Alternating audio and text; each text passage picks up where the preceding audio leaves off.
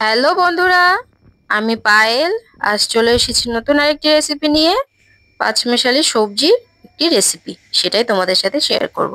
এখানে দেখো, গাঁটি কচু, ফুলকপি, পটল, বেগুন, আলু আর ঝিঙে নিয়ে নিয়েছি।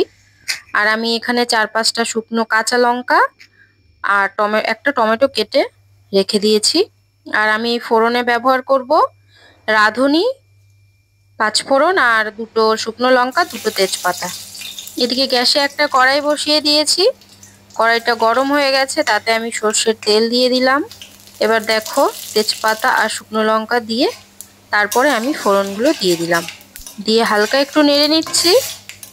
কালারটা চেঞ্জ হয়ে গেলে আমি এর মধ্যে দিয়ে দেব কেটে রাখা পটল, কেটে রাখা গাঁটি কচু, আলু, ফুলকপি, সবজিগুলো সবই দিয়ে দেব। দিয়ে আমি ভালোভাবে নাড়াচাড়া করে কষিয়ে নেব।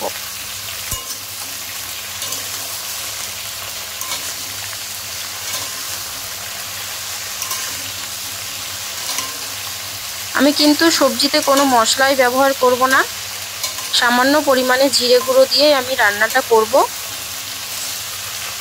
রান্নাটা যেমন দেখতে সিম্পল, খেতেও কিন্তু খুবই অসাধারণ হয়। এবার দেখো, আমি হলুদ গুঁড়ো দিয়ে দিলাম। দিয়ে ভালোভাবে একটু কষিয়ে নেব। লবণটা আমি একটু পরে দেব। ভালোভাবে নাড়াচাড়া করে নিচ্ছি আমি।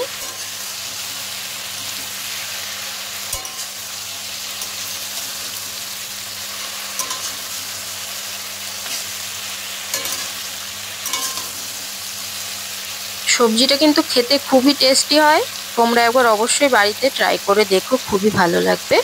এখানে দেখো, কেটে রাখা টমেটো আর 4 থেকে 5টা কাঁচা লঙ্কা চেরা আমি দিয়ে দিলাম।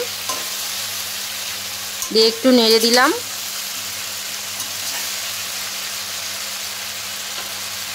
এবার আমি কিছুক্ষণের জন্য ঢেকে দেব।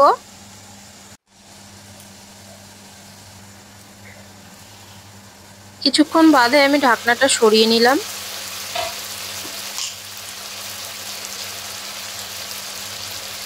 এবার আমি এতে অ্যাড করছি জিরে গুঁড়ো। সামান্য পরিমাণে জিরে গুঁড়ো দিয়েছি। এবার দিয়ে দেব লবণ পরিমাণ মতন। জিরে গুঁড়ো আর লবণ দিয়ে আমি ভালোভাবে মিশিয়ে নেব। ভালোভাবে একটু কষিয়ে নেব।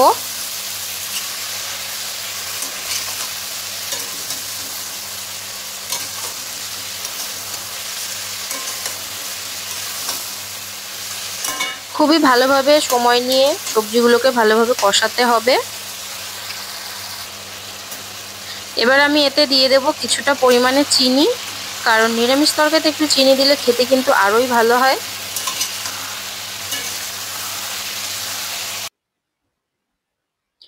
এদিকে আমার সবজিটা কষানো হয়ে গেছে। এবার আমি পরিমাণ মতন জল দিয়ে দিলাম। জলটা দিয়ে ভালোভাবে একটু নেড়ে নেব।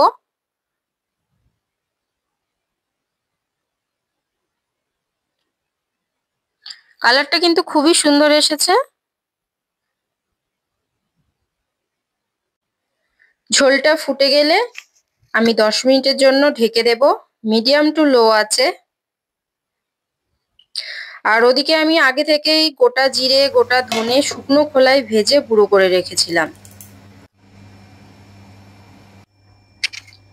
10 মিনিট বাদে আমি ঢাকনাটা নামিয়ে নিচ্ছি। তরকারিটা এবার নেড়ে দেখে নেব সব সবজিগুলো ভালোভাবে সেদ্ধ হয়েছে নাকি। ভালোভাবে সুন্দরভাবে সেদ্ধ হয়ে গেছে সবজিগুলো।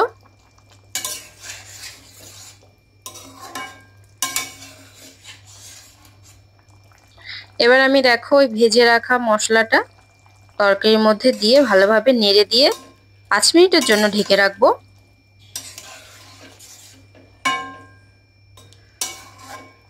এই তরকারিটা খেতে কিন্তু খুবই ভালো লাগে। দেখো, 5 মিনিটের জন্য ঢেকে দিলাম।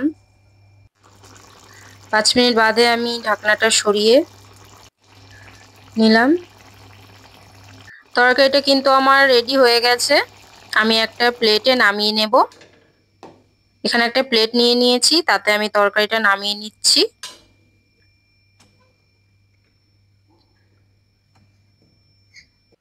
দেখে বুঝতেই পারছো তরকারিটা কিন্তু খেতে খুবই ভালো হয়েছে। তো তোমাদের যদি এই রেসিপিটা ভালো লেগে থাকে অবশ্যই লাইক কমেন্ট শেয়ার করে আমার পাশে থেকো। আর সবাই খুব ভালো থেকো, সুস্থ থেকো, টাটা বাই।